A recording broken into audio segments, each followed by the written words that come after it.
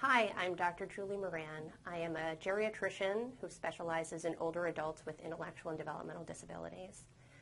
I am a consultant who works for the Department of Developmental Services, where I see patients in an outpatient consultative service, assessing any concerns related to growing older.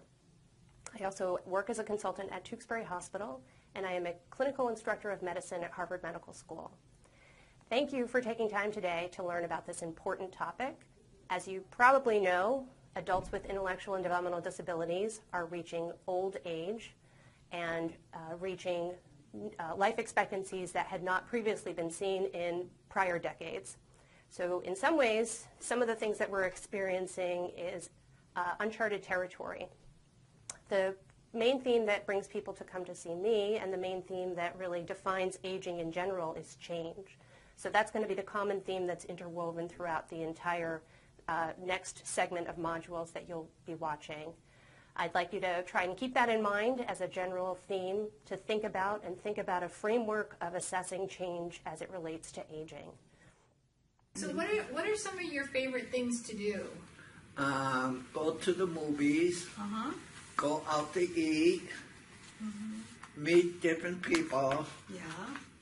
It don't matter what age, everybody body change. My changing when I get next birthday coming pretty soon. Yeah. Something will change in my body, maybe. It's also hard for you with your eyes, you know, in terms of as you get older. Yeah, the eyes change. Yeah. And I see that you get very nervous. You don't want to fall. So you're I want to be safe on my feet. And the other thing that you also notice, and I think, if I can say this, is that you have a lot of aches and pains. Yeah, I still got aches and pains. Yeah, and I think knowing you get very... I think it's arthritis. It's probably arthritis. The doctor calls it arthritis. Things a lot. Yeah, you have to worry about that. Yeah? I want that pain to leave my body. We'll start with an overview of aging and intellectual and developmental disability. What you see here are some common conditions that adults with intellectual disability might experience as they grow older. Again, keep in mind, looking at this list, that this is not something that every individual as they grow older will experience, but these are very common and general themes that one might encounter, and you can think about, as you look through this list, of ways in which that might impair function or ability to continue as you usually do through your lifetime, if there are certain conditions that start to become more of an issue, such as what you see here as sensory deficits. That's mostly related to decreased vision and hearing impairments that might come up over time. This is something that usually is fairly easily screened for, but again, it could also be just grossly looked for in the way the individual is navigating their environment, or the way they seem to be understanding spoken language or listening to the television, or whatever it might be. Dental disease is another issue that also is an offshoot of limited access at times to dental care, or specialized dental care that might be necessary for people who have different ways of who have specialized needs with attending a dental visit. So tooth loss and other chronic dental conditions can certainly impair ability to eat, make words, to express oneself, and this is something that can certainly become more of an issue over time. Obesity or overweight is that sometimes just lifelong poor eating choices, but also maybe limited access to exercise and recreation, or maybe becoming increasingly sedentary as time goes on. Constipation and gastrointestinal related issues, including reflux disease, which is the GERD, gastroesophageal reflux disease, that you see listed there. Both of these conditions together can lead to stomach discomfort. It might affect appetite, food intake, and just generalized discomfort that could manifest itself in behavioral ways, or also, as I mentioned, some food refusals or change in habits with eating or elimination. arthritis, and other general musculoskeletal sources of pain or debility. This is something that we do see over time because wear and tear of the large joints with advancing age can cause some common conditions in the large joints that can lead to pain and stiffness. Behavioral and mental health problems also can become an issue over time too. So the emergence of adulthood depression or anxiety disorders and other behavioral changes that can occur is often a very common reason for people to seek medical care to understand what might be contributing to these changes. Increased risk of osteoporosis and fractures. It can happen just as a function of growing older in general, and there's also some people who might be at higher risk for developing these conditions, especially if there's somebody who has been very underweight throughout most of their lifetime, or they don't normally bear weight or spend a lot of time immobile. There's also certain medications that might increase risk of developing osteoporosis later in life. Pain is something that we're going to focus on more specifically in later slides, and this is something that's often can be often overlooked, and also is something that becomes more and more of a common source of debility over time as individuals grow older. Polypharmacy, which also just translates into multiple or too many medications, is another topic that we will spend a few slides talking about, and again is something that is very easily encountered as we grow older in acquiring too many or unnecessary medications.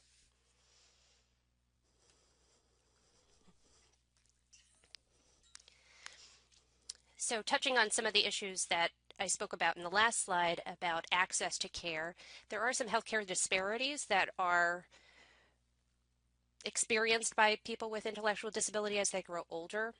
And this is something that probably many of you are familiar with in advocating or seeking out health care for individuals that you might care for who have intellectual and developmental disabilities. The fact is that medical education still largely does not focus on adults with intellectual disability in terms of medical training. And this is seen really across the board that many healthcare providers, including physicians and other healthcare professionals, really don't receive formal education in topics related to adults with intellectual disability. So finding a specialist with a level of comfort to care for these individuals may be a challenge, which I'm sure many of you are experiencing. There's also limited access to primary and specialty care as a result, and it is difficult to find a primary care provider. So these are all additional barriers that individuals might experience as they grow older. And over time, there have been trends that have identified that preventative care for individuals with intellectual disability and receiving recommended age-relating screenings is also something that's done at lower rates for people with intellectual disability across the board.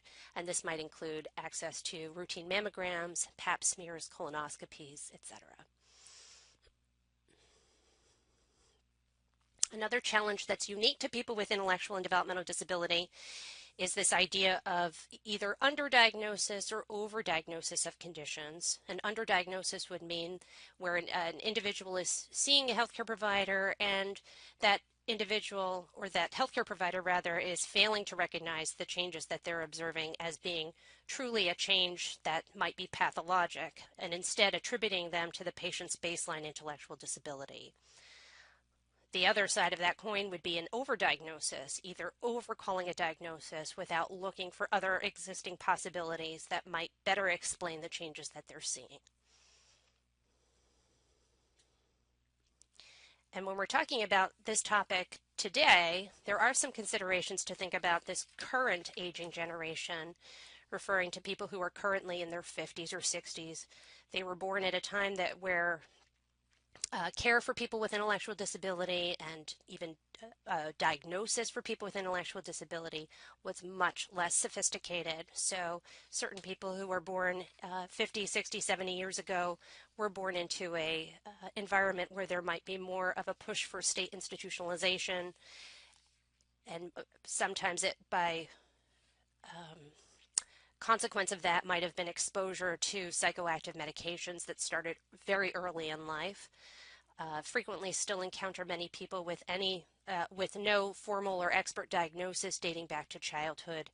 And individuals who were born many years ago, there was limited record keeping, and so even medical records that date back to individuals' childhood or teenagehood or early adulthood might be missing or very sparse.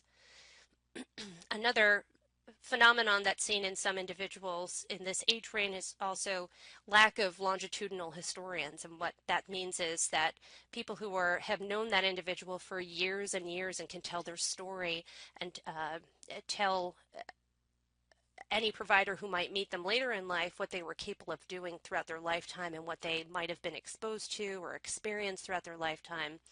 And we'll touch on the importance of history and how that plays into better understanding individuals as they grow older. Many individuals born years ago also did not have as strong family contact that was encouraged, so many people again lost contact with family who would also serve as those historians who have known them throughout their whole lifetime. And general fear of support services also led some people to not seek any kind of formal supports or help throughout lifetime. So at times when they then are seeking medical care in their 50s or 60s, they might be, the record keeping or any history about them might be extremely limited. So all this put together leads to some common pitfalls that might happen over time. And this is something that is experienced for people throughout adulthood and into old age. And one would be what we would call inadequate handoff to new caregivers. So as adults grow older, there could be a revolving door of caregivers that they might experience over a lifetime. And some people stay for years and years and have known that individual for a decade or two, but the reality is that many caregivers are also in and out of individuals' lives in a year or 2 years, and so with each new caregiver, that individual sets a new baseline for that person who's working with them. And so it's important for people who know the individual to provide an adequate description and introduction to the person they might be taking care of, because if there's new changes that the individual might express or experience, it's important for those caregivers to be able to astutely recognize those. There's also a phenomenon of multiple prescribers and who don't communicate with one another. So individuals as they grow older can see multiple specialists in addition to their primary care doctor, and many of them might on their own prescribe medications or suggest new diagnoses that are in conflict with what other specialists might be saying.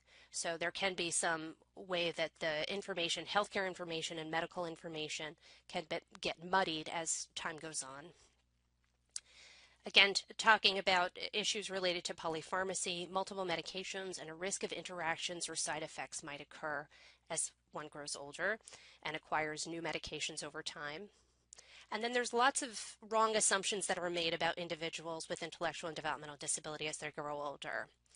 One that's commonly seen is that their symptoms are due purely to their underlying disability, that this is just a natural manifestation of their underlying intellectual disability, their Down syndrome, whatever it might be. And this often will overlook other common conditions that might be lurking in the background that are not at all related to their primary disability, but are indeed just other coexisting problems that need to be identified. The other is that changes are just part of the normal aging process, so dismissing certain things that you might be seeing as just, quote, normal aging. But the truth of the matter is that even the whole concept of normal aging is not something that's well understood for people with intellectual disability.